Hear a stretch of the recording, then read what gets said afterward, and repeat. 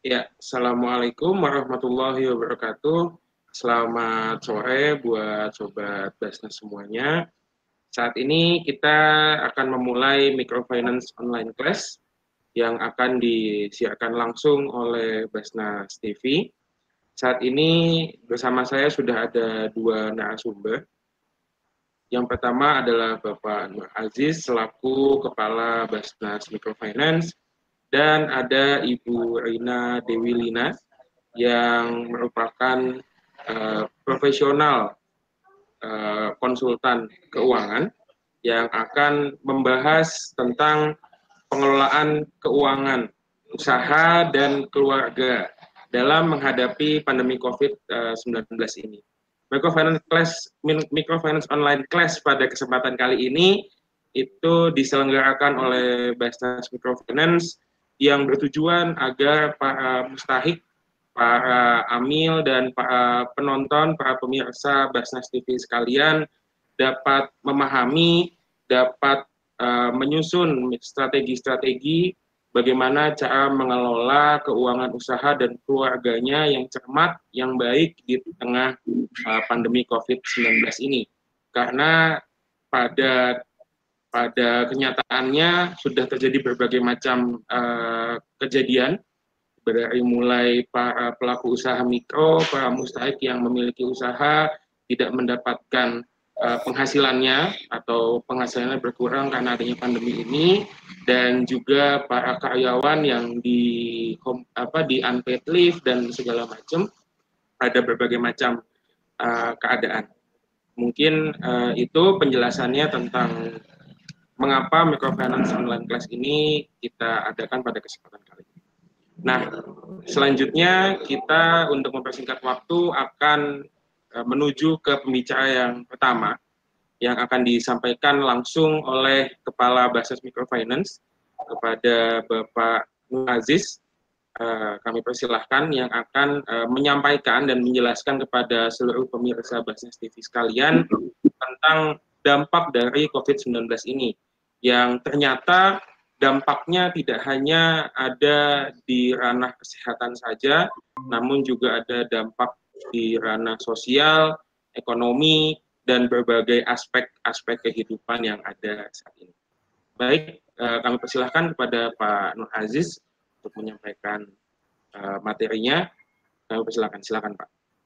Baik, terima kasih kepada moderator. Assalamualaikum warahmatullahi wabarakatuh. Waalaikumsalam warahmatullahi wabarakatuh. Terima kasih. Ini sesuatu yang menarik, yang juga sangat dibutuhkan oleh masyarakat terkait dengan bagaimana mengelola keuangan terutama dan di tengah pandemi COVID ini. Ini memang satu hal yang sangat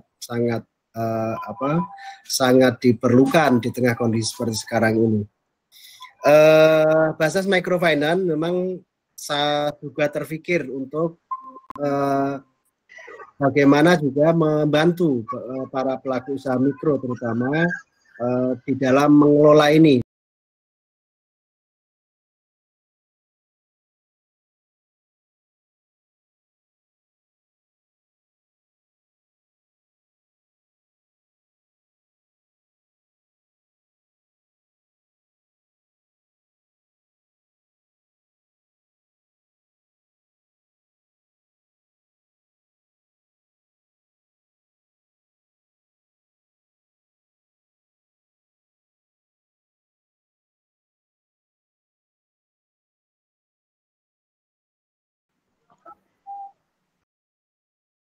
Baik, jadi untuk pengelolaan keuangan usaha dan keluarga ini merupakan hal yang sangat urgent di tengah apalagi di tengah kondisi pandemi COVID ini. Ini banyak sekali dibutuhkan satu usaha ekstra. Nah, selama ini Basnas Microfinance memang juga concern terhadap bagaimana pelaku-pelaku usaha mikro yang kita yakin beririsan, bahkan juga semuanya ini mustahik, ini kalau hanya mengandalkan dari kekuatan luar sangat terbatas. Maka kita perlu memberikan literasi kepada masyarakat mikro terkait dengan hal-hal di tengah kondisi sekarang ini.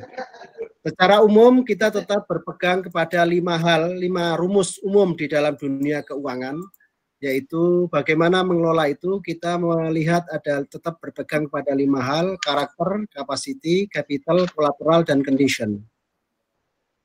Nah, kunci untuk mengelola keuangan dan keuangan usaha dan keluarga ini, pertama yang harus kita persiapkan adalah karakter setiap pelaku.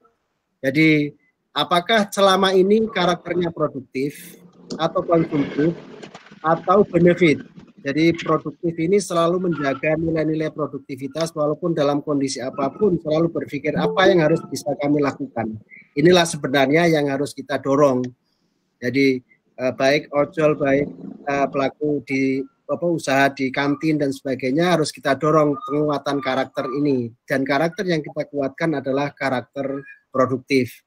Nah, tapi tidak sedikit orang yang karakter konsumtif akan kelihatan di tengah kondisi sekarang ini. Yang terpikir di kepalanya adalah apa yang bisa kami bayangkan adalah kenikmatan-kenikmatan yang dalam kondisi normal itu bisa tetap kami rasakan di tengah kondisi keterbatasan. Nah, ini yang sangat mengganggu, yang perlu kita edukasi sebenarnya dari sisi karakter konsumtif ini. Masih terpikir di tengah kondisi seperti ini, lifestyle mereka tetap nggak bisa berkurang. Nah, ini persoalan yang harus kita kunci untuk mengelola. Jadi yang ketiga, benefit. Ada orang di tengah kondisi sekarang ini walaupun dalam kondisi keterbatasan, apalagi kondisi kelebihan, tetap ingin bersedekah, ingin memberi manfaat. Nah, karakter ini bagus, tapi dibutuhkan satu bentuk karya lain, bentuk usaha lain yang mendukung bahwa manfaat yang diberikan itu tetap dalam kerangka-kerangka yang tepat, kerangka-kerangka yang baik produktif maupun bisa menggerakkan yang lain. Nah, benefit ini biasanya inilah yang kita gerakkan, yang kita tempuh di Mibasnas Microfinance ini. Kita memang tidak berpikir produktif, tidak berpikir konsumtif, kita berpikir adalah benefit. Nah, tapi di tingkat mikro harus kita dorong bahwa usaha pengelolaan ini harus, penguatan karakter harus dilakukan. Nggak bisa orang di karakter. Nah, selain 3 hal itu juga ada karakter. Nggak mungkin pengelolaan berjalan tanpa memiliki karakter pengendalian diri. Jadi kalau produktif itu otomatis bisa, saya yakin itu bisa mencakup bagaimana dia bisa mengendalikan diri untuk tidak mengumbar lifestyle, mengumbar keglamoran itu. Itu prinsip awal yang harus karakter diperkuat. Selain itu capacity. Nah, inilah capacity yang harus selain karakter itu capacity. Jadi dalam pengelolaan keuangan, kapasitas kita harus mengukur kapasitas kita. Kita misalnya para pengelola usaha keuangan ini harus Basnas Microfinance memberikan literasi, memberikan fasilitasi terkait peningkatan kapasitas ini. Nah, inilah yang dilakukan oleh Basnas Microfinance, peningkatan kapasitas.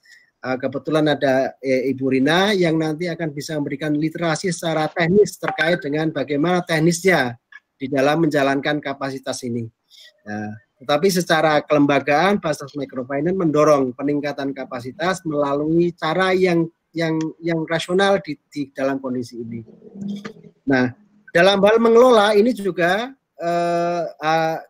berlaku capital, sejauh mana dukungan capital yang dimiliki oleh masing-masing usaha mikro, usaha keluarga maupun keluarga. Jadi, nah dalam hal ini Basnas Microfinance memberikan intervensi capital dengan menggerakkan berbagai sektor-sektor yang terkait, yang mendukung. Nah, di situ terus kemudian bagaimana kalau kolateral ini sifatnya kemudian adalah apakah tidak semua orang punya buffer, punya penyangga keuangan.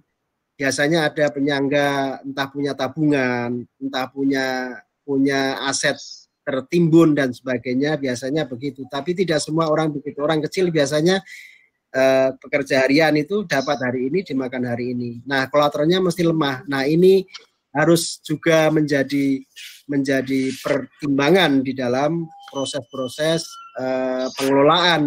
Jadi kalau nggak punya kolateral, otomatis tidak ada pilihan lain kecuali harus mengelola mengelola usaha secara ekstra dengan memunculkan banyak dan berpikir ekstra untuk mengembangkan inovasi yang bisa dikembangkan. Nah, selebihnya terakhir adalah kondisi seperti ini, kondisi COVID ini otomatis ini berbeda. Mengelola usaha, mengelola keuangan di tengah kondisi seperti sekarang ini harus punya cara-cara khusus. Nah, ini yang kita minta mudah-mudahan nanti Bu Rina sangat teknis di sini, condition ini merupakan hal-hal yang punya kekhususan. Misalnya punya uang 1.000 di tengah kondisi normal barangkali tidak begitu bermasalah karena bisa keluar ke sana kemari, tetapi di tengah kondisi COVID ini, uang 1.000 ini harus diapain supaya uang 1.000 bisa untuk 3 hari, 5 hari, bahkan bisa menjadi modal awal bergerak. Nah, demikian prinsip-prinsip dasar yang ingin kami sampaikan. Tentunya 5 hal ini yang sedang kita kerjakan di Basnas Microfinance terkait bagaimana membantu para family, para keluarga dan juga para usaha mikro terutama bisa mengelola keuangan di tengah keterbatasan yang ada. Harapan kita tidak sekedar teriak keluar para dampak ini, tetapi bisa menggali potensi, menggali apa yang dimiliki dan secara jujur menyampaikan kondisi-kondisi yang dihadapi. Barangkali itu awalan dari saya ingin nanti diskusi lebih intens, lebih panjang, lebih banyak yang bisa kita kembangkan. Demikian yang bisa kami sampaikan. Baik, terima kasih kepada Pak Nur Aziz selaku Kepala Basnas Microfinance yang telah menyampaikan pengantar awalnya tentang diskusi yang akan kita lakukan pada kesempatan hari ini, yang secara garis besar bahwa harus ada adjustment, penyesuaian karena perubahan kondisi yang terjadi di tengah pandemi COVID-19 ini. Dan selain itu juga yang paling penting adalah bagaimana kita bisa mengawal para usaha mikro ini bisa lolos dari pandemi COVID-19 ini dengan segala modal dan keterbatasan yang ada. Baik, selanjutnya akan masuk ke materi utama yang akan disampaikan oleh Ibu Rina Dewilina yang kebetulan beliau telah menyelesaikan magister manajemennya di PPM School of Management tahun 1996 dan beliau juga telah tersertifikasi. Beliau Certified Financial Planner tahun 2008 dan Qualified Wealth Planner dan berbagai macam sertifikasi lainnya yang telah beliau dapatkan. Dan pada tahun 2010 sampai 2014 beliau juga pernah menjadi presenter pada acara TV Uang Anda yang disiarkan di TVRI, dan sampai hari ini beliau aktif di agensi direktur di Sun Life Indonesia dan CEO di PT Fokus Finansial yang berfokus pada bisnis konsultan konsultan keuangan. Dan sampai hari ini beliau juga menjadi guest lecturer di mata kuliah sertifikasi perencanaan keuangan di berbagai macam universitas dan sekolah tinggi ekonomi. Baiklah, untuk mempersingkat waktu, kepada Ibu Rina, terima kasih atas kesediaan waktunya untuk hadir. Kami persilahkan untuk memberikan materinya tentang strategi dan langkah-langkah pengelolaan keuangan keluarga dan usaha yang efisien, cermat, dan tepat di tengah pandemi COVID-19 ini. Silakan. Oke, terima kasih. Assalamualaikum warahmatullahi wabarakatuh. Waalaikumsalam warahmatullahi wabarakatuh. Terima kasih atas kesempatannya. Nah, untuk para pemirsa yang menonton sekarang, memang ini adalah sebuah hal yang kita tidak sangka-sangka. Tiba-tiba semua kegiatan berhenti dan tiba-tiba penghasilan menjadi berkurang.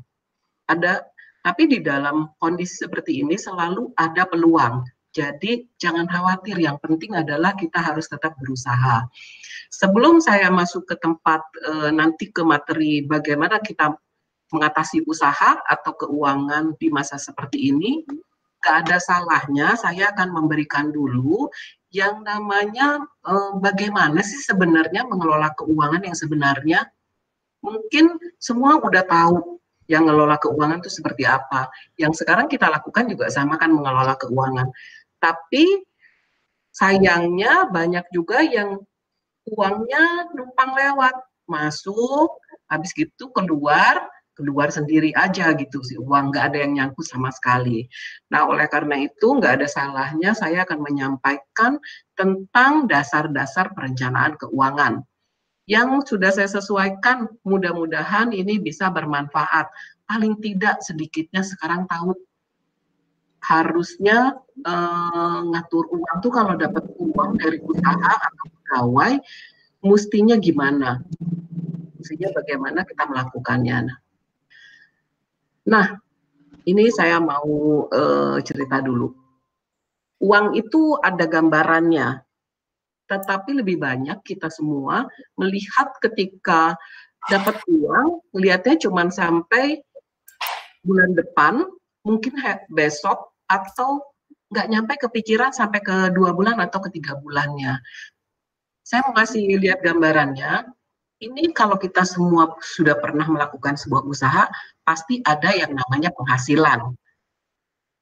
Yakin kan kita semua punya penghasilan. Nah, kalau ada penghasilan, pasti ada pengeluaran. Garis merah inilah pengeluaran.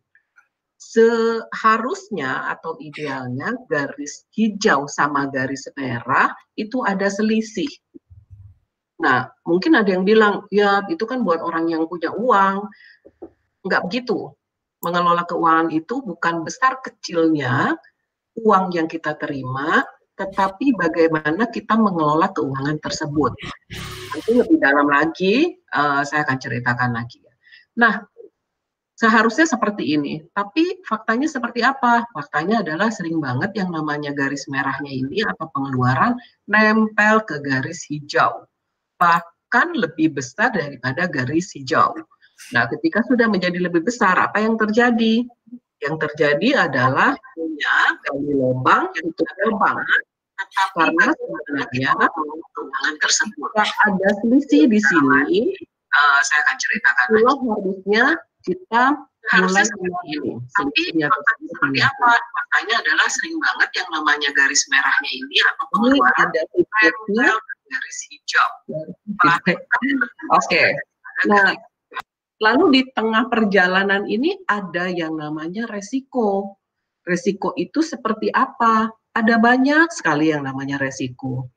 Bisa resiko kita sakit, tiba-tiba kita semua percaya bahwa yang namanya wafat itu pasti yang nggak tahu adalah kapan waktunya.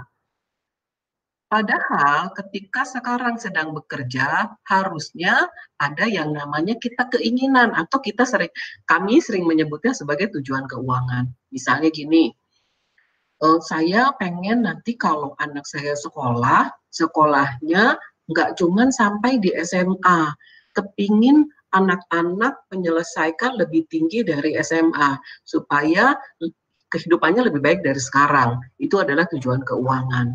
Di dalam tujuan keuangan ini bagaimana melakukannya? Nah, disinilah harusnya sebagian uang bisa disisihkan.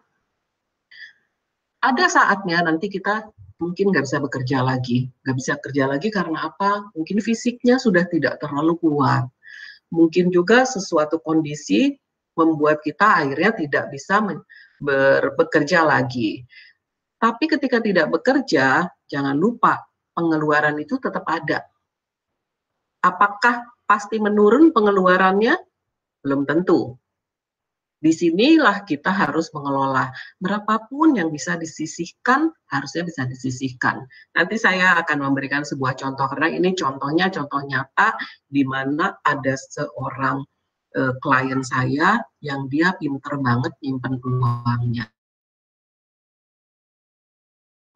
Kita penuhi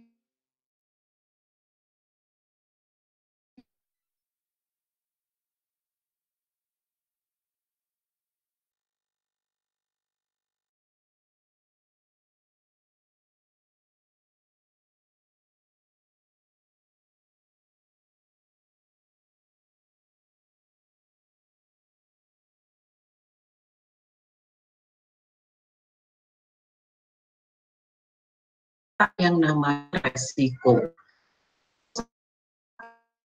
terjadi, sehingga jangan lupa keluarga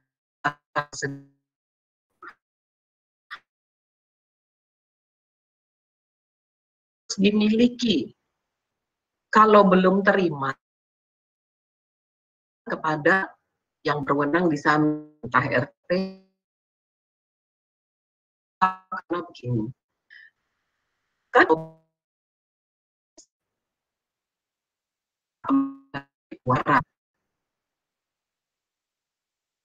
kartu Indonesia Sehat. Enggak, gimana? Misalnya nih tiba-tiba begini, pakai pilih-pilih, kapanpun dia bisa terjadi, nggak pakai musim, atau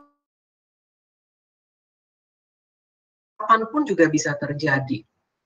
Kalau nggak punya kartu rumah sakit, harus bayar. Kalau bayar, berarti akan ngambil uang. Kalau punya tabungan, nah, pinjam ke sini. Maaf, putus-putus Bu Rina. Sekarang Bu Rina. Enggak, sinyalnya ya, sekarang sinyal jadi kurang bagus. Nah,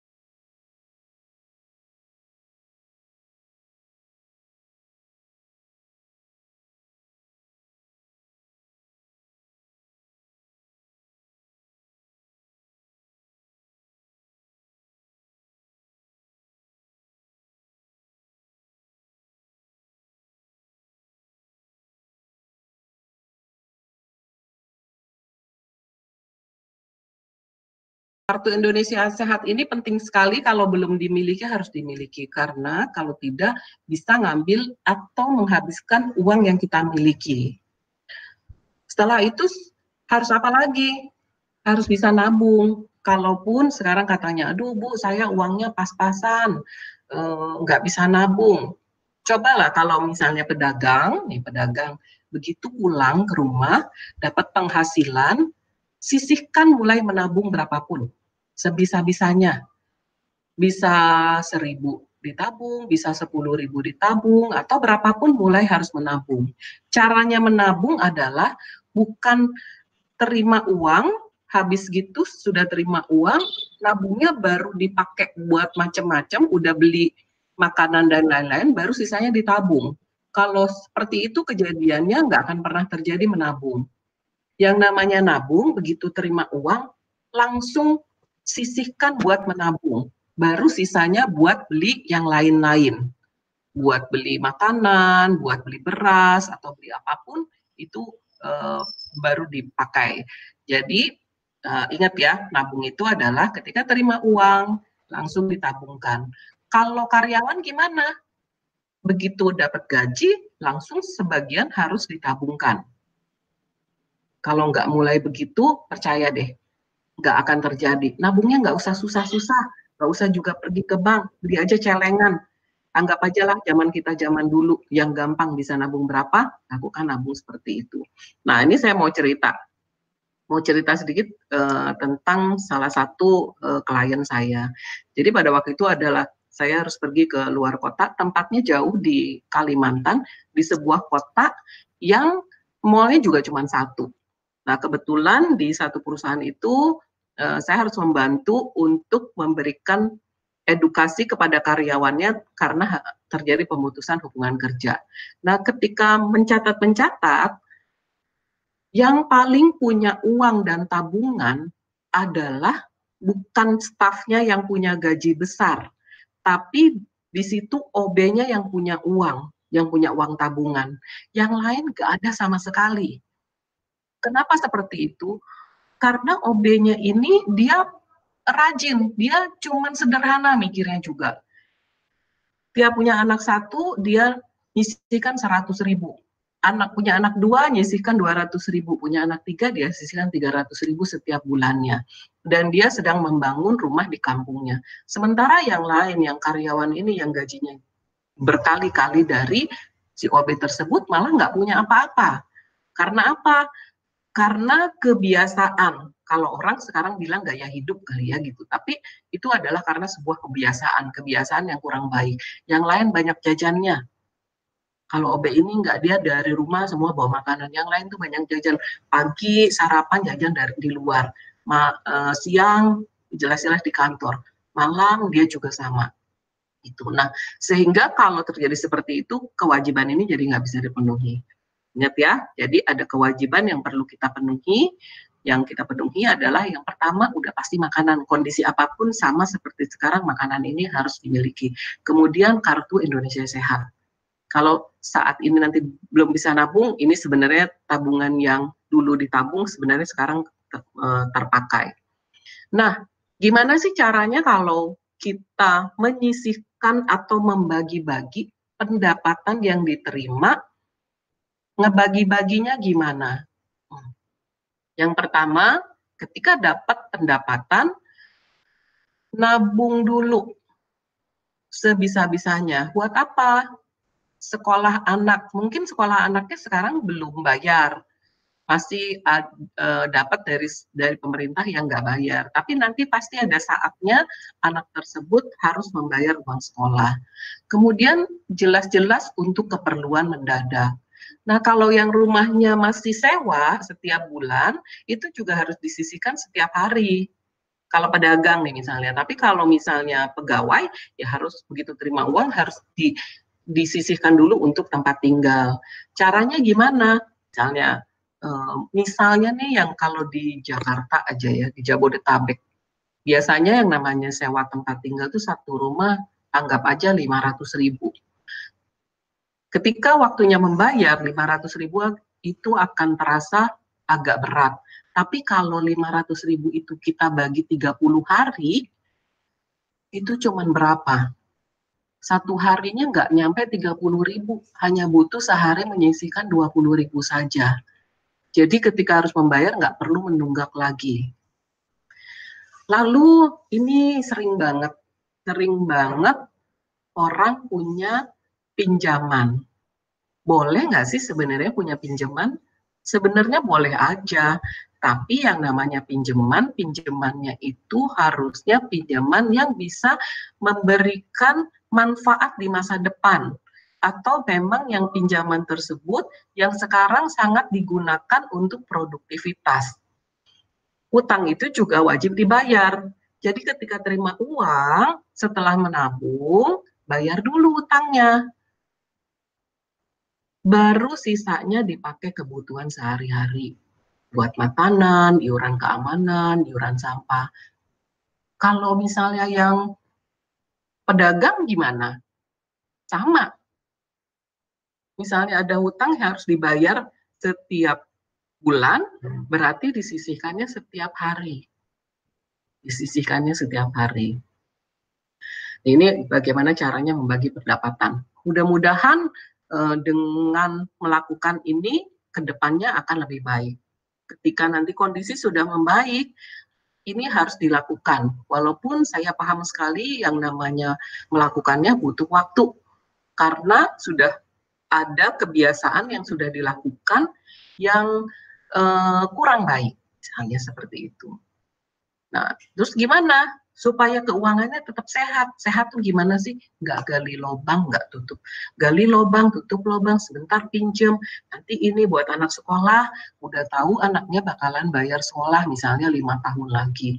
Tapi nggak bisiin uang. Jadi begitu mau bayar, uangnya nggak ada. Itu nggak sehat namanya. Karena di dalam perjalanan kita melakukan pengeluaran, itu di tengah jalan ada aja yang suka terjadi apa-apa yang tiba-tiba harus ada pengeluaran yang mendadak. Nah, dari mana uangnya? Harusnya tadi dari uang tabungan. Caranya gini, ini sering banget yang terjadi. Saya punya banyak klien dari pegawai pabrik. Mereka selalu bilang gajinya nggak cukup. Bu, saya gajinya kan cuma segini, nggak cukup Bu. Itu hampir seluruh, biasanya saya ngasihnya di kelas ya, seluruh kelas bilangnya seperti itu. Lalu apa? Saya tanya, kebiasaannya apa? Mereka tadinya nggak tahu yang namanya kebiasaan. Yang pertama sering banget nama jajan gorengan. Jajan-jajan ini seperti ini. Kemudian habis gitu pas biasanya sih kalau siang mereka dapat uang, dapat makanan ya dari kantor. Habis itu pulangnya jajan lagi. Sarapan, nggak sarapan di rumah, tapi sarapannya di luar. Kemudian sekarang model apa coba? Modelnya adalah belanja online. Itu banyak banget yang belanja online tidak pernah tercatat. Tapi coba deh sekarang, yang suka belanja online, coba dicek. Ada kan di aplikasi belanja online tersebut, misalnya transaksi yang sudah terjadi. Coba dicek, apakah belanjaannya betul-betul yang diperlukan atau karena lapar mata. Bukan lapar perut nih ya, lapar mata. Lapar mata tuh lihat-lihat, terus mau belanja. Udah belanja, nggak berasa, memang mungkin belanjanya sedikit, nggak mahal, cuman beberapa puluh ribu. Tapi kenyataannya ketika beberapa puluh ribu tersebut, akhirnya uangnya kalau ditumpuk-tumpuk selama 1 bulan jadi banyak. Nah, itu yang kebiasaan-kebiasaan yang sering banget dilakukan tanpa kita sadari. Nah, saya pernah melakukan ini. Kepada orang-orang tersebut, saya coba hitung. Yuk kita hitung bareng-bareng. Waktu sarapan, saya tanya sama mereka, sarapan kalau di luar berapa? Sarapannya 10.000. Terus apa lagi? Nanti beli gorengan, Bu. Oh ya, beli gorengan belum lagi sama ngopi katanya kalau di luar sana. Terus, nah ini juga yang di rumah ini sering banget anak-anaknya juga jajan. Dia udah pergi sekolah dikasih uang jajan, begitu di rumah juga jajan. Kalau satu anak aja 10.000 misalnya, mungkin nggak 10.000, tapi dari sekian anak dikumpul-kumpul jadi banyak. Habis gitu merokok. Rokoknya juga suka kelupaan, karena uang yang dikeluarinnya kan ini sepertinya kecil, 10.000, 5.000, gitu. Di jumlah-jumlah satu hari totalnya 35.000. Begitu dihitung 1 bulan, ini baru si bapak nih ya, saya cerita baru si bapak yang keluar atau yang bekerja itu. Begitu dihitung 1 bulan, ternyata 1 bulan udah 1.050.000 yang dikeluarin bukan untuk keluarganya, tapi hanya untuk jajan. Coba deh sekarang, coba mulai hitung-hitung. Coba mulai hitung-hitung berapa sih yang sudah dihabiskan untuk jajan-jajan seperti ini. Jadi sebenarnya uang itu bukan nggak cukup, tapi karena kita mengelolanya kurang baik. Setelah itu juga lebih banyak orang seringkali ngerasa ini uang kecil, tapi ternyata begitu dikumpul uangnya juga jadi banyak. Terus ada yang nanya lagi sama saya, kalau misalnya nih Bu, Kalau kita nggak ngumpul-ngumpul kan masa kita jadi hemat banget, masa jadi ngirit banget, nggak ketemu sama teman-teman, kasihan juga yang jualan, katanya nggak ada yang beli. Oh, saya setuju banget sama itu, bahwa kita tetap harus punya teman, kita juga harus ketemu sama yang lain. Coba kalau sekarang misalnya dari yang pengeluaran tadi yang nggak perlu-perlu, dikurangi setengahnya aja dulu.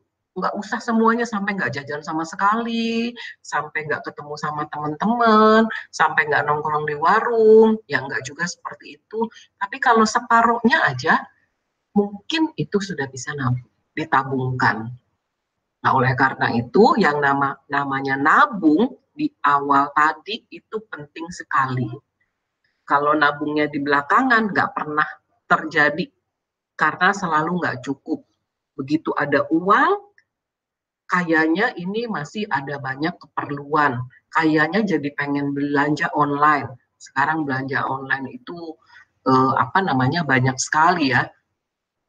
Hampir yang nggak penting-penting juga jadinya dibeli. Nah, ini ingat-ingat coba.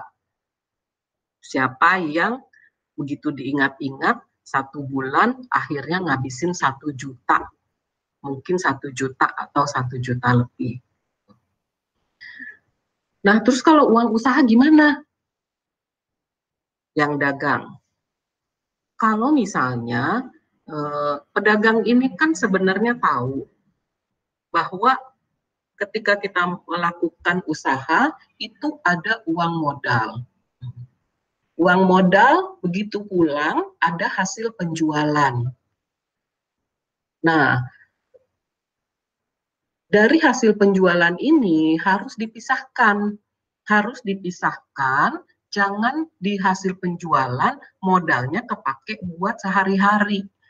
Caranya gimana untuk misahin supaya sehari-harinya nggak kecampur? Harusnya sudah tahu 1 hari kebutuhan buat belanja makan berapa. Nah, mulai sekarang coba mulai mencatat. Saya tuh belanja buat di rumah tuh berapa sih? Beli beras, beli sayur-sayur, buat beli ikan, ada beli minyak. Nah, itulah yang tetap dipegang. Karena sebenarnya begitu dari modalnya ini nggak boleh dipakai sama sekali. Bahkan harus ada lebihnya disisihkan di modal tersebut untuk usahanya lebih berkembang, lebih bagus. Kalau kemana baru sisanya? Ada keuntungan buat biaya hidup, tapi jangan lupa tabungannya tetap harus dilakukan. Nah, terus sekarang gimana kalau punya uang cuman sedikit nih dalam masa seperti ini? Karena yang sekarang yang kesulitan bukan cuma Bapak Ibu yang sedang menonton, ini seluruh dunia, termasuk juga saya, termasuk semuanya. Kita jadi harus mengatur benar-benar yang namanya keuangan. Kalau sekarang, misalnya tadi contohnya, Pak Aziz sudah bilang, kalau punya uang 1.000 sekarang buat apa? Sebenarnya di dalam kondisi sekarang, kalau punya tabungan inilah yang berlaku. Yang perlu sekarang ditetapkan untuk mengelola keuangan adalah, misalnya udah jualan, ada pulang ke rumah, dapat uang. Yang terpenting tadi saya sudah sampaikan yang mana dulu. Ada 3 kan? Ada buat makanan sehari-hari, ada buat nabung. Kalau yang kartu kesehatan itu kan memang harus dimiliki. Nah, yang penting sekarang kita harus memenuhi dulu kebutuhan. Yang paling penting adalah mengisi perut. Tapi gimana caranya untuk mengelola uang tersebut? Yang dulunya misalnya sebelumnya kalau bikin makanan itu lauknya bisa 2 atau 3. Coba sekarang bikin lauknya jangan banyak-banyak dulu. Karena kita nggak tahu ini kondisinya mau sampai kapan. Bikin lauknya 1 macam aja dulu. Mungkin nanti anak-anak yang akan, aduh kok Bu, aku makannya cuma begini ya. Kita memberikan pengertian kepada mereka. karena nggak ada yang bisa menolong, hanya diri kita sendiri yang bisa menolong untuk hal yang seperti ini. Nah, lalu apalagi yang bisa kita lakukan? Yang jualan mungkin penghasilannya menurun, tapi kan yang belanja online juga sekarang banyak. Mulailah melakukan dengan jualan misalnya online itu kan nggak harus misalnya kita masuk ke marketplace atau apa. Kalau nggak bisa tawar-tawarin lewat WA aja. Di sini juga udah banyak dari beberapa teman-teman atau komunitas yang bilang pokoknya kalau ada temennya jualan beli, jangan sampai nggak beli.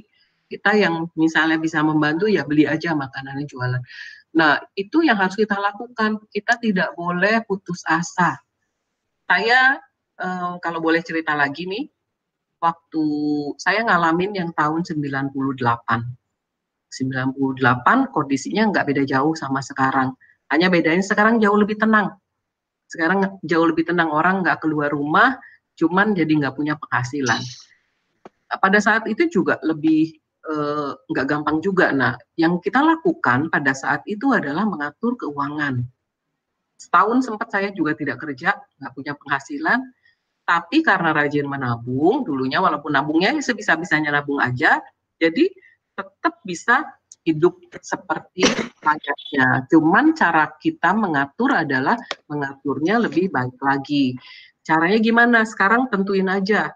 Misalnya saya nggak tahu kalau satu hari itu kan beras 1 liter tuh banyak ya, 1 kilo apa 1 liter itu banyak. Mungkin kalau buat orang yang 2 atau 3 bisa 1 liter habis 1 hari atau 1 liter itu bisa 2 hari. Mulai sekarang dihitung. Kalau misalnya cukup 2 hari, harga beras itu kan sekarang semua sama. Jadi tentukan 1 hari saya mau masak misalnya 20 atau 30 ribu. Nah, itulah uang yang harus dipegang. Kemudian jangan mengeluarkan uang yang tidak terlalu penting. Tidak terlalu penting itu apa? Kepentingan kita sekarang adalah memenuhi isi perut. Itu kebutuhan dasar. Begitu itu tidak terpenuhi, efeknya akan banyak sekali. Nah, sampai di sini kira-kira masih ada yang mau bertanya dulu? Silahkan Ibu, kalau misalnya ada yang mau dilanjutkan untuk diceritakan, mungkin ada beberapa best practice yang bisa di-share ke para pemirsa Basnas TV semuanya. Ya, oke. Saya mungkin masih mau cerita lagi, ada beberapa, banyak sekali sih sebenarnya yang saya mau ceritakan. Saya mau nerusin cerita yang tadi ya, yang cerita ketika saya berada di Kalimantan. Ketika saya berada di Kalimantan, tadi kan OB-nya yang punya uang. Ini ada 10 orang di sebuah perusahaan tersebut, sisanya staff. Staffnya ini udah pastilah gajinya jauh lebih besar dari OB. Dari yang staff ini, itu ada beberapa orang yang kerjanya udah mau 10 tahun. Dari 10 tahun itu dia belum punya rumah, kalah sama OB-nya. Dia belum punya rumah, masih tinggal sama mertuanya, motor pun masih cicil. Nah, karena kita waktu itu mencatat semua pengeluarannya, ada namanya si financial check-up ya kita sebutnya. Karena kita mencatat semua pengeluarannya, setelah dicatat, ternyata satu orang ini 1 bulan mengeluarkan gaya hidup, saya nyebutnya gaya hidup, padahal itu adalah kebiasaan yang kurang baik tadi, itu dikeluarkannya 8 juta. Padahal pada saat itu beli rumah aja cicilannya masih 2 juta atau 3 juta. Nah, kenapa seperti itu? Kayak tadi, pergi dari rumah ke kantornya, dua-duanya makan di jalan. Sarapan. Di sana kan lebih mahal daripada di Jabodetabek. Siang udah pasti dia dengan gaya hidupnya makannya juga di tempat yang nggak terlalu murah. Malam pun masih makan di luar. Begitu dia menghitung dari uang yang kecil-kecil, totalnya 8 juta. teman-teman yang lain sebagian sudah beli rumah, dia malah belum. Jadi 10 tahun itu dia buang begitu saja. Kenapa ini saya ceritakan? Kalau yang sedang melihat sekarang di sini, yang sedang menonton, coba diingat-ingat berapa banyak uang yang sudah dibuang begitu aja atau nguap. Saya suka pakai bahasa nguap, karena ketika kita tidak pernah menghitung kebutuhan kita tuh seperti apa. Saya sarankan, mulai dari sekarang, buat catatan. Sebenarnya saya sebulan itu butuhnya berapa, atau 1 hari lah, 1 hari belanja tuh saya butuhnya berapa. Nanti ada pengeluaran buat listrik, ada buat yang lain. Sekarang kan juga listrik kan dikurangi ya, ada banyak pengurangan dari pemerintah. Karena dengan melakukan pencatatan inilah kita bisa menyiapkan untuk dana masa depan. Misalnya, mencatat 1 hari saya butuhnya buat belanja itu sebenarnya cuma 30.000. Kalau mau jajan-jajan kayak gorengan, kenapa nggak bikin aja? Karena itu bisa melakukannya. Kemudian dengan 30.000 ini, kalau misalnya pegawai, buat belanjanya langsung ditaruh di amplop. Ditulisin amplopnya ini buat belanja. Yang buat listrik dipisahkan. Kemudian buat yang lain-lain juga ditulis di situ, buat sudah ditulisin pakai amplop. Tapi sebelum nyampe di amplop kan harus tulis dulu. Bikin aja catatan. Mungkin ada buku anak yang udah nggak kepake, nah mulailah menggunakan itu. Karena dari catatan itulah kita bisa mengelola uang yang kita punya sekarang ini. Kalau misalnya sekarang, kemarin saya baru dengar cerita juga, ternyata ada banyak, ya tadi ada unpaid leave, terus kemudian ada lagi yang memang dirumahkan, ada yang dapat uangnya sekarang itu cuman misalnya dari perusahaannya cuman dikasih 600.000 katanya gitu ya, atau dari cuman berapa. Nah, uang yang ada, yang harus dilakukan dengan uang yang ada, yang pertama adalah beli beras dulu. Beras, kebutuhan pokok beras yang diperlukan untuk sampai 1 bulan. Karena itu yang paling penting. Kalau lauknya gimana? Kalau lauknya kan bisa ngada-ngada. Kalau ibu-ibu tuh kalau udah kepepet itu semuanya kreatif. Dari tepung-tepung yang harganya cuma 10.000 bisa 3 hari dibikin bermacam-macam. Tapi yang terpenting itu yang pertama adalah beras. Kemudian apa lagi? Setelah beras, minyak goreng, minyak tanah mungkin ya, kalau ada minyak tanah. Kalau pakai gas ya gasnya dulu yang harus ada supaya bisa masak. Dulu ibu saya ngasih pesan gini, kalau setiap bulan itu harus beli yang namanya beras, kecap, minyak, sama gas. Kalau nggak punya uang, kita bisa makan dengan itu aja. Nah, itu caranya kita mengelola sekarang. Nyari uangnya gimana? Tetap harus usaha, karena ada pasti bantuan, tapi mungkin juga nggak akan mencukupi buat kita semua. Sudah ada yang mau ditanyakan atau masih boleh saya memberikan materi lagi? Sudah ada 3 pertanyaan sih Bu, tapi kalau Ibu mau melanjutkan dulu nggak apa-apa Bu, nanti biar setelah itu baru pertanyaannya. Iya, sebenarnya saya mau menyampaikan kepada semua yang namanya uang. Seringkali kan saya ketemu sama banyak orang dari segala kalangan. Jangan merasa bahwa saya punya gaji, saya kan bukan karyawan, kalau yang lain karyawan, saya juga punya penghasilannya. Bisa ada penghasilan, bisa ada, nggak boleh bilang nggak ada katanya. Jadi bisa banyak, dan bisa banyak sekali. Nggak boleh bilang nggak dapat. Jadi bisa seperti itu. Nah, caranya gimana nih pedagang nih? Ngatur uangnya gimana? Ngatur uangnya kan kita nih bukan sama. Saya kan juga sama pedagang, cuma beda yang didagangin. Kalau saya dapat uang misalnya nih, saya dapat uang sekarang 1 juta. Bulan depan dapatnya 1,5 juta. Bulan depannya cuma 500.000. Bahkan bulan depannya malah nggak ada. Nah, cara saya menyiasati itu gimana? Ini udah 20 tahun saya nggak punya penghasilan tetap. Cara menyiasatinya yang pertama adalah kita tetap harus mencatat kebutuhan kita 1 bulan itu berapa. Jadi kalau misalnya saya kebutuhannya 1 bulan 700.000, begitu dapat 1 juta, 300.000-nya langsung disimpan. Bulan depan masih saya ambil 200.000 untuk memenuhi kebutuhan tersebut. Karena yang paling sulit adalah kita ngurangi kebutuhan pokok. Kebutuhan pokok tuh kayak listrik, nggak gampang nguranginnya. Kemudian makanan itu tidak mudah. Iuran keamanan kan kita tetap harus bayar. Ada lagi yang pengeluaran setiap bulan itu kayak gas, kita nggak bisa nawar. Tetap harus kita keluarkan. Nah, jadi cara melakukannya adalah seperti itu. Karena ini kan mungkin menontonnya sebagiannya ada pegawai, ada pedagang. Ya, kalau pegawai sama, harus tahu dulu berapa pengeluaran. Kenapa uang itu seringkali bocor? Karena tidak pernah dicatat. Sebenarnya kebutuhannya berapa? Nah, gitu. Silakan kalau mau langsung ditanya. Ini saya stop sharing ya. Ya, silakan Bu. Baik, terima kasih kepada Bu Rina yang sudah menyampaikan materinya yang sangat luar biasa. Sampai saat ini sudah ada 4 pertanyaan Bu, yang nanti juga akan disampaikan juga untuk Pak Aziz.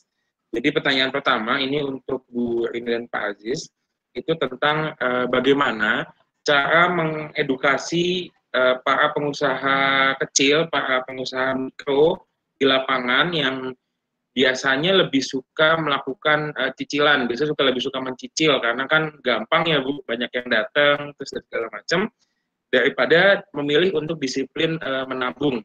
Jadi nanti ini mungkin pertanyaan bisa untuk Bu Rina dan Pak Aziz. Terus pertanyaan kedua Bu, ini dari salah satu Amil Basnas. Jadi pertanyaannya adalah bagaimana caranya untuk menyiasati pengeluaran biaya kirim yang melonjak di tengah COVID ini Bu. Jadi di lokasi wilayah rumahnya dia itu toko-toko tutup semua, sehingga untuk melakukan belanja itu harus dari luar, sehingga ada biaya transport yang jadinya lebih mahal seperti itu. Nah, itu kira-kira menyiasatinya seperti apa? Karena kayak bahan pokok dan segala macam di lokasi beliau, di lokasinya sudah tutup seperti itu. Ya, terus pertanyaan selanjutnya ini ada dari salah satu pengusaha mikro juga yang ada di Jakarta. Pertanyaannya adalah bahwa pengusaha mikro ini usahanya jual beli buku parenting dan mainan anak Bu. Pertanyaannya, dalam kondisi COVID ini yang tidak menentu, kalau menurut Bu Rina, apakah lebih baik merestock barang yang ada atau menghabiskan stok yang sudah ada gitu. Basisnya dia berjualan buku parentingnya ini online Bu, via grup-grup WhatsApp seperti itu. Nah, pertanyaan terakhir ini dari salah satu pemirsa Basnas TV Bu. Jadi kadang kita sudah punya tabungan. Nah, cuma bagaimana caranya menentukan bahwa ini kondisi-kondisi darurat di mana tabungan harus keluar begitu. Kadang ada excuse, misalnya ya udah nggak apa-apa deh, ya udah nggak apa-apa, tapi akhirnya keluar terus tabungannya, nggak ada yang masuk. Ya mungkin itu pertanyaannya. Mungkin bisa mulai dari Pak Aziz dulu atau Bu Rina, silakan. Ya, mungkin saya dulu. Ya. Jadi ini masalah yang pertama tadi terkait dengan edukasi terhadap para pelaku usaha mikro yang ada ya. Ya. Ya, pertama seperti yang sudah saya tegaskan tadi bahwa kunci pengelolaan ini bisa berjalan adalah karakter. Jadi selama ini tadi banyak sekali disinggung oleh Bu Rina, banyak sekali orang tidak sadar itu sebenarnya lebih memenuhi hasrat ketimbang kebutuhan. Jadi perlu dipilah mana yang sebenarnya kebutuhan. Kebutuhan itu memang betul-betul yang betul-betul dibutuhkan. Tapi kalau hasrat itu seringkali aji mumpung. Jadi mumpung ada diskon, mumpung ada hal yang murah, sebenarnya nggak begitu dibutuhkan, tapi karena itu terjangkau ya dibeli. Nah, hal-hal begitu yang seringkali terjadi di tengah kondisi seperti ini. Itu pula yang seringkali karena tidak terbentuk secara karakter tadi, maka orang tidak bisa memilih dan memilah mana yang prioritas dan mana yang tidak prioritas. Itulah yang kemudian seringkali kacau ketika yang betul-betul prioritas muncul, maka nggak ada. Nah ini yang perlu diperkuat. Pertama adalah karakter. Jadi karakter tadi saya sampaikan, karakter produktif. Tetapi juga sebagai orang beragama, ini juga sekaligus menjawab beberapa pertanyaan di belakangnya tadi, bagaimana menutup itu. Jadi kadang ada orang yang dulu mungkin setiap kita mengalami, dulu pernah mengalami barangkali gaji 500.000 itu dulu cukup. Tapi sekarang gaji 5 juta itu nggak cukup. Itu saya yakin hampir semua orang punya pengalaman itu. Nah, kita perlu belajar dengan kondisi seperti itu. Kenapa? Bahkan dulu 500.000 kita bisa menyisihkan bahkan sampai 100.000. Walaupun inflasi ya, tetapi inflasi ya nggak seberapa lah perbandingan antara 500 dengan 5 juta.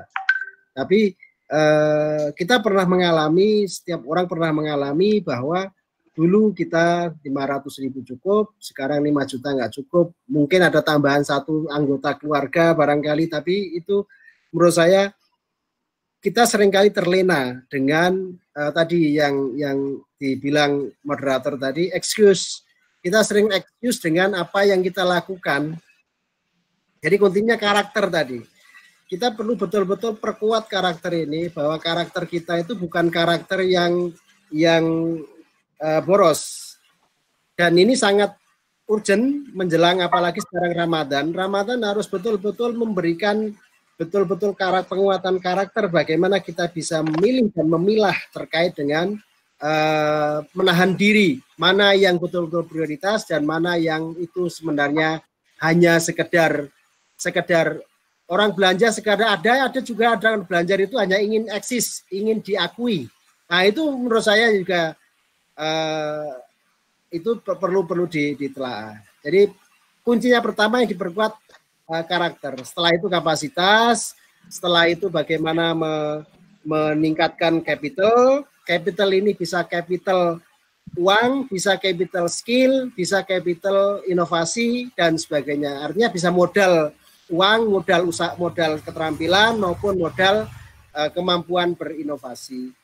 Itu selebihnya di sisi itu. Tapi kuncinya adalah seluruhnya kita perlu memperkuat karakter itu. Karakter kita sebagai orang beragama, karakter kita sebagai orang produktif, dan karakter kita sebagai orang yang ingin memberi manfaat kepada lebih banyak lagi.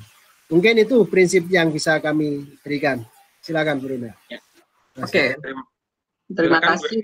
Ya, terima kasih Pak Aziz. Ini berarti pertanyaannya tadi orang lebih suka mencicil daripada menabung gitu ya. Jadi dianggap cicilan itu adalah nabung. Iya benar Bu. Kadang kayaknya lebih mending nyicil lah gitu. Iya, oke. Jadi inilah yang sering terjadi. Cicilan itu tuh sebenarnya cicilannya apa misalnya nih? Ternyata cicilannya yang dilakukan adalah cicilan untuk apa namanya? Untuk panci. Padahal sebenarnya pancinya masih ada, masih cukup, masih bagus. Tapi karena ada yang nawarin, jadi nyicil. Habis gitu nggak dihitung yang lainnya, ada cicilan yang lain yang kemarin belum lunas, udah mulai nyicil lagi. Jadi sebenarnya cicilan juga ada porsinya. Cicilan itu maksimum porsinya, tapi cicilan apa dulu nih? Kalau itu kan cicilan konsumtif ya, panci harusnya bisa dikeluarkan dari pengeluaran sehari-hari. Tapi kalau misalnya ternyata udah keburu banyak cicilannya, itu jangan lebih dari 30% penghasilan. Apalagi kalau cicilan itu bukan cicilan untuk menambah aset. Yang menambah aset itu apa sih? Misalnya rumah, seperti itu. Karena porsinya akan habis di dalam cicilan tersebut. Misalnya gini, penghasilan 100%. Dari penghasilan 100%, dipakai buat sehari-hari, harusnya idealnya tuh 50% aja. Dari 50% tadi kan udah nabung dulu. Dari nabung dipakai cicilan.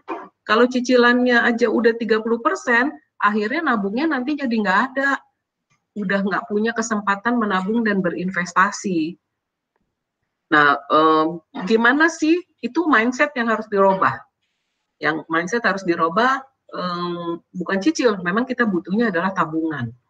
Nah, saya mau nambahin lagi nih, mungkin kalau ibu-ibu nih, ibu-ibu kan suka banget cicil-cicil sama arisan. Iya. Arisan dianggapnya menabung. Arisan itu bukan nabung. Arisan itu adalah arisan sosialita. Saran saya kalau memang mau ikut arisan, arisannya memang arisan yang khusus untuk bermasyarakat, misalnya arisan RT, arisan RW, tapi jangan arisan-arisan yang lain.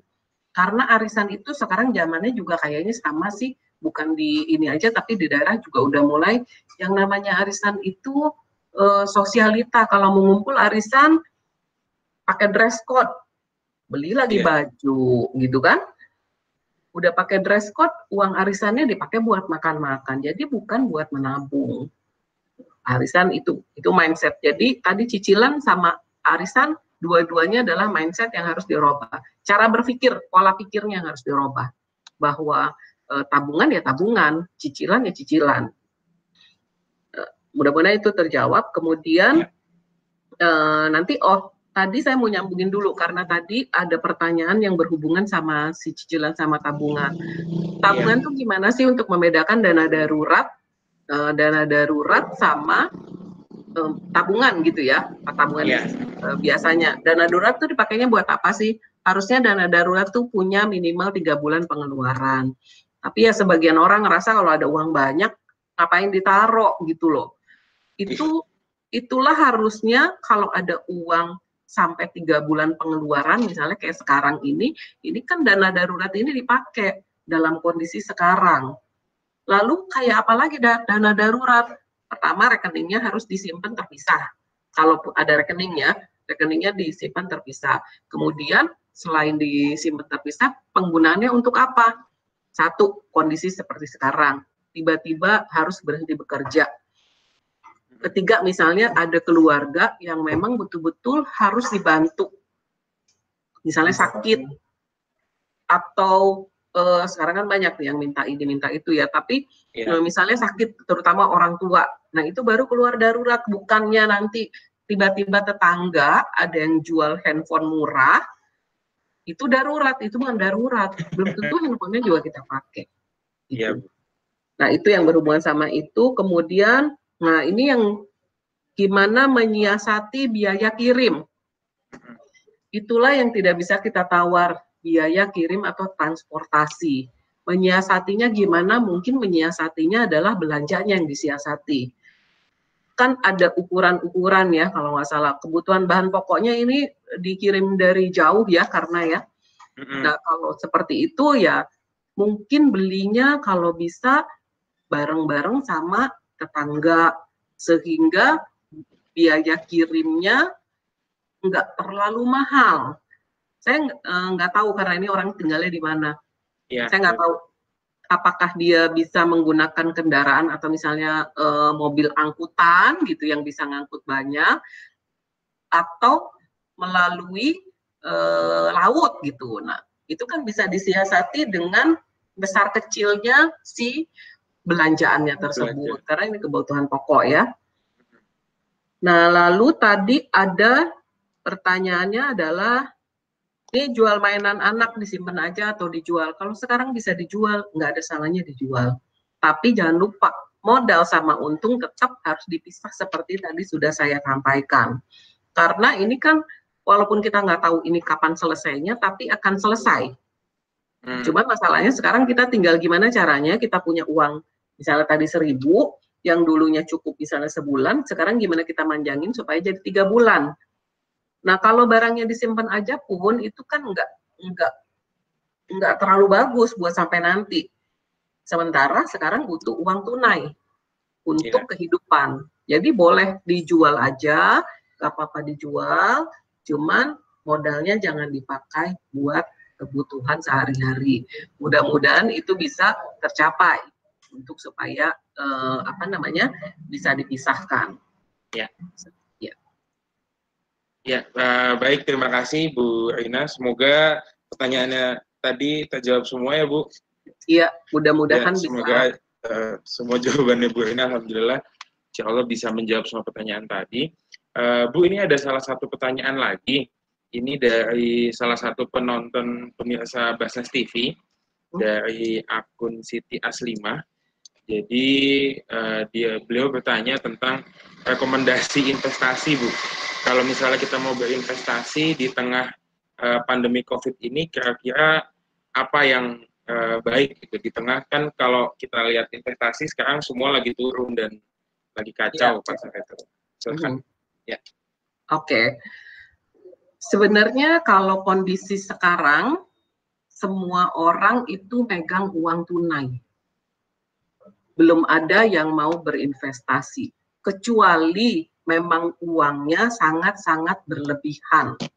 Nah, investasi apa yang cocok sekarang ini kalau memang suka dan paham membeli salah satu jenis investasi yang ada bentuk sahamnya, itu juga cukup baik untuk membeli investasi seperti itu karena lagi turun. Kalau ibarat jual nih sekarang, kalau lagi jual barangnya lagi pada murah, jadi beli.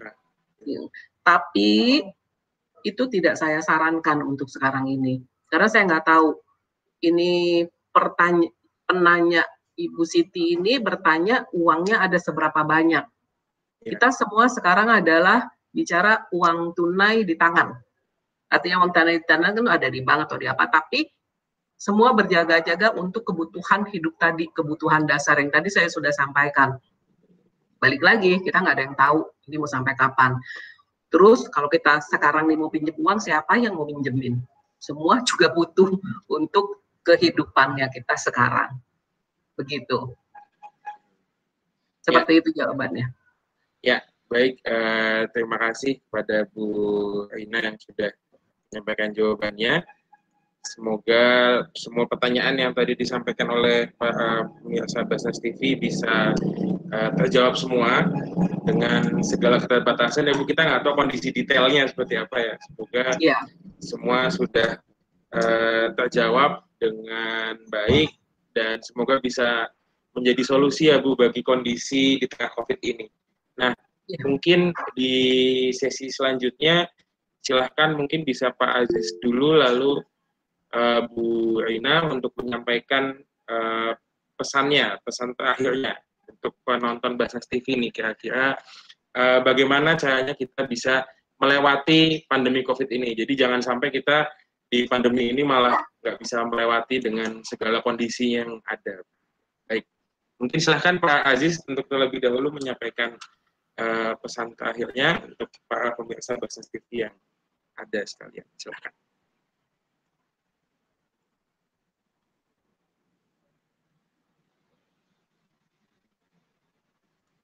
Silahkan Pak Aziz. Pak Aziz barusan kirim SMS katanya hujan deras ya di sana. Oh.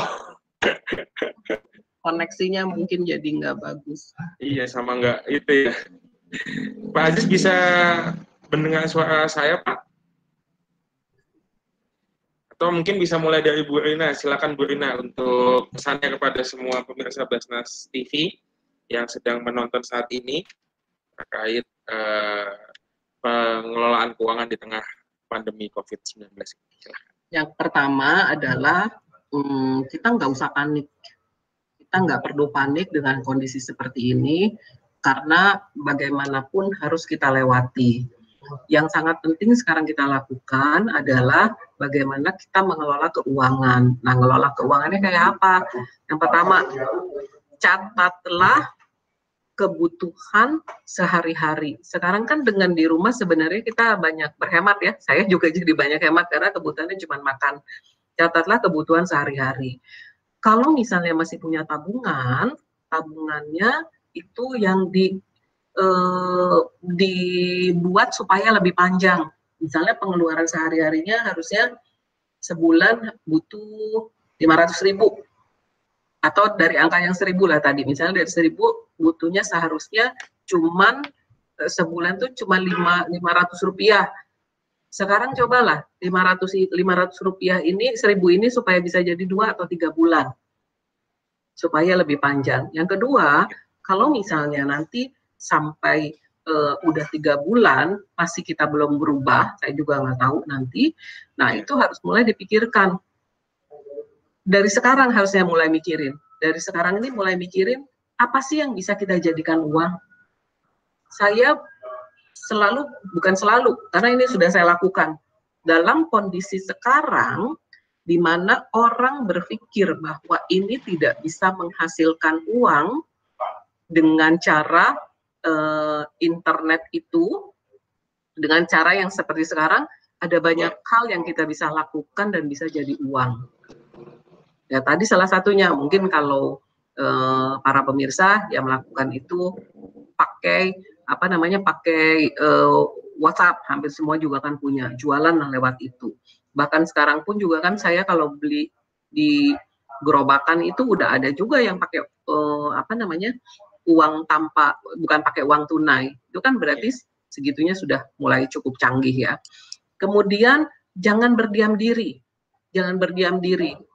Mulai lakukan, pikirin gitu. Biasanya kalau lagi seperti ini kreativitasnya jadi muncul banyak sekali. Karena kan kita nggak tahu uangnya kita mau cukup sampai kapan. Contoh aja misalnya, ini saya udah lakukan nih, tapi saya kan jualannya bukan barang ya, jualan jasa. Sekarang udah mulai menjual sesuatu melalui online, artinya menjual trainingnya tuh melalui online. Yang dulu nggak pernah kepikir, tapi sekarang kan orang jadi terdidik menggunakan teknologi. Kita penikmatnya. Jadi mungkin ke depannya nanti orang nggak perlu lagi terlalu susah-susah untuk berjualan, tapi bisa melakukan dengan lebih hemat. Terus yang terakhir mulai bicarakan sama keluarga. Seluruhnya pasangan dan termasuk anak-anak. Karena itu penting sekali. Itu saya lakukan ketika mulai terjadi ini, saya kumpulin semua anak-anak, saya bicarakan kondisinya seperti ini, jadi kita mau tidak mau harus berubah, dan itu cukup berhasil di saya. Nah, mudah-mudahan yang lain juga seperti itu, karena anak-anak ini kan udah menjadi, anak saya kebetulan udah besar-besar, tapi anak-anak yang masih kecil ini udah jadi habit kalau mereka jajan, itu yang utama. Kalau nggak dijajanin, dia nangis. Nah, itu walaupun mungkin nggak bisa sekali dikasih bukan petua ya, diajak ngobrol, tapi cobalah diulang lagi, lama-lama mereka akan mengerti. Seperti itu, Pak. Silakan Pak Aziz, sepertinya sudah oke. Sudah, kayaknya Pak Aziz sudah terhubung kembali dengan kita, Bu. Ya, baik, terima kasih. Terima kasih Bu Rina. Jadi intinya kalau dari Bu Rina tentang ini ya Bu, penyesuaian ya di tengah kondisi COVID ini. Jadi bagaimana kita nggak tahu berakhirnya akan kapan dan bagaimana kondisinya, jadi kita harus tetap bersiap bagaimanapun kondisinya, dan mulai berpikir dari sekarang ya Bu untuk beberapa bulan ke depan ya, tentang berbagai skenario yang mungkin terjadi. Kita nggak tahu apa yang akan terjadi ke depan.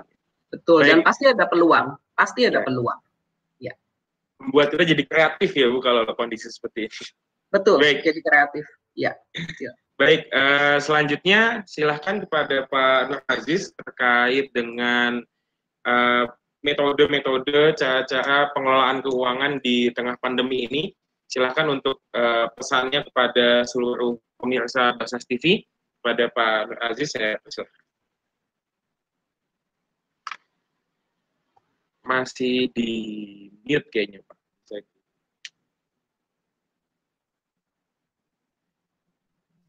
Baik, terima kasih untuk hal terkait dengan strategi ini. Saya ingin tekankan bahwa strategi apapun dalam kondisi apapun, strategi ada dua hal, strategi produktif dan strategi manfaat. Itu yang harus ditekankan.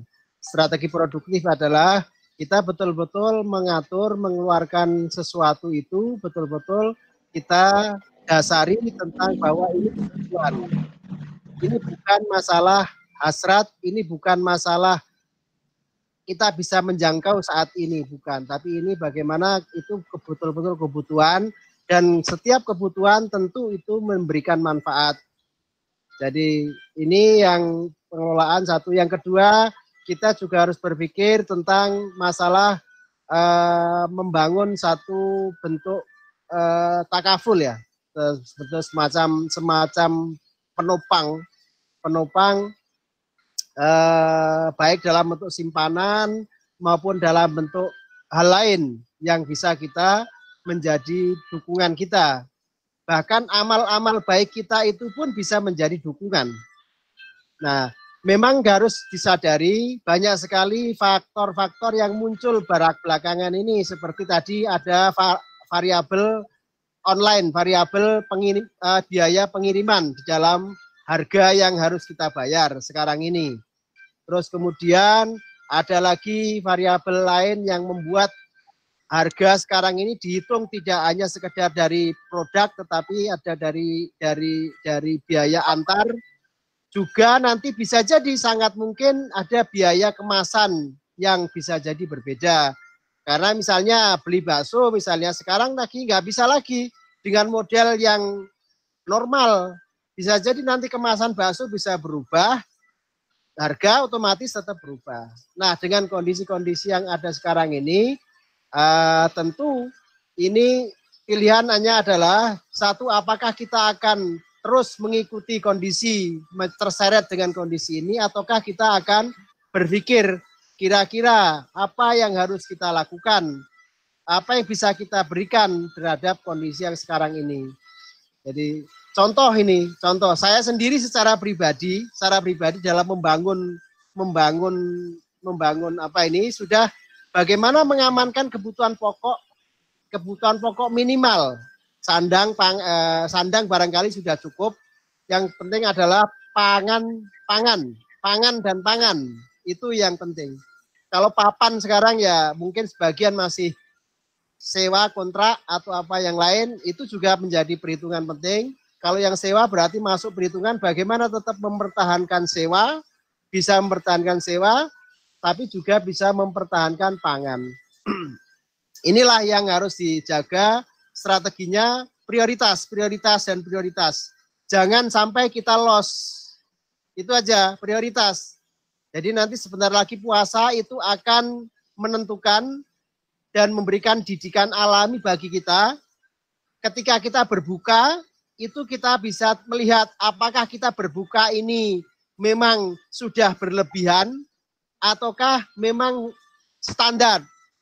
Jadi kalau berbuka kita bisa sampai 5 menu, nah itu berarti sudah berlebihan itu. Dan itulah karakter yang saya bilang tadi. Itu perlu kita evaluasi terlebih di tengah kondisi sekarang ini. Jadi satu lagi lagi-lagi saya tekankan karakter ini yang akan menentukan kita bisa memilih prioritas. Dan prioritas yang kita perlu pilih adalah prioritas yang paling pokok, yang paling mendasar. Apa itu yang paling mendasar? Kalau kita tidak penuhi, kita bisa terjadi gangguan, baik sakit, bahkan sampai terjadi sesuatu. Nah, jika itu sampai terancam, maka kita lihat kita punya tabungan apa tidak. Kalau kita tidak punya, teman baik itu juga menjadi aset kita. Jadi jangan sekali-kali memutus komunikasi, memutus hubungan dengan teman-teman atau saudara-saudara kita. Itu yang harus diperhatikan terkait dengan kondisi-kondisi ini. Jadi ada hal fisik, yaitu tadi kita menghitung mengalkulasi, kita memilah, tapi juga ada hal yang non fisik yang bisa jadi itu kita diselamatkan. Kita ada hal yang tidak kita duga bisa datang. Itu ya. Jadi karakter produktif dan karakter memberi manfaat itu yang strategi hal yang harus dijaga untuk itu. Barangkali itu strategi singkatnya yang bisa kita sampaikan. Terima kasih. Ya. Baik, terima kasih kepada Pak Nur Aziz dan Bu Rina yang sudah menyampaikan materi dan pesannya kepada seluruh pemirsa Basnas TV yang ada. Bagaimana kita bisa melakukan pengelolaan keuangan yang cermat di tengah COVID-19 ini. Beberapa poin yang mungkin bisa kita simpulkan bahwa sangat penting untuk memperkuat karakter kita untuk tidak untuk tidak konsumtif. Jadi kita menjadi karakter yang produktif dan tetap cermat. Selanjutnya, dengan di rumah aja ini juga jangan sampai kita membuat diri kita tetap nggak kemana-mana. Jadi kita tidak boleh berdiam diri dan tetap akan memunculkan hal-hal baik selanjutnya yang itu nanti mendorong kreativitas kita. Mungkin itu saja yang bisa saya simpulkan dari perbincangan panjang kita. Tetap di rumah, tetap jaga kesehatan, dan semoga semuanya dalam lindungan Allah Subhanahu wa Ta'ala. Terima kasih kepada Bu Rina yang sudah sharing pada kita sore hari ini. Terima kasih kepada Pak Nur Aziz. Semoga setelah ini kita semua bisa menjadi seorang perencana keuangan yang baik dan yang cermat ya Bu, bagi keluarga dan bagi usaha kita semua. Mungkin itu saja akhir kata. Sekian dari saya. Billahi wa taufik. Assalamualaikum warahmatullahi wabarakatuh. Waalaikumsalam. Terima kasih. Terima kasih kembali.